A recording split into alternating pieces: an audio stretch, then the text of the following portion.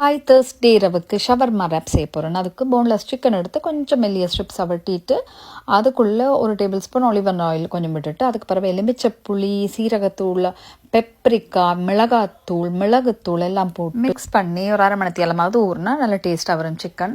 அதுக்கு பிறகு வெங்காயமாக நல்லா மெல்லிசாக வட்டிட்டு அதுக்குள்ள ஒரிகனோ, எலுமிச்சை புளி, உப்பு லைட்டாக போட்டு மிக்ஸ் பண்ணி தனியாக எடுத்து வச்சுட்டு ரொட்டியை ரேப்பில் பிரட்டுறதுக்கு ஒரு சாஸ் செய்யணும். அதுக்கு டஹினி சாஸ் இருக்குது, அதையும் போட்டுட்டு garlic sauce, hot sauce, ketchup, mayonnaise எல்லாத்தையும் போட்டு மிக்ஸ் பண்ணிவிட்டு மிளகுத்தூள் கொஞ்சம் கடைசியாக ஆட் பண்ணி கலக்கி தனியாக வச்சுட்டு பேனில் பட்டர் கொஞ்சம் போட்டுட்டு அதுக்குள்ளே ஒரு 5 பல் உள்ளியை வெட்டி போட்டுட்டு அது வதங்கின பிறகு அந்த மேரினேட் பண்ண சிக்கனை நல்லா பிரட்டி விட்டு அவியை விட்டு எடுத்துட்டு அதை ஆற விட்டுட்டு பிறகு ரேப் செய்கிறது.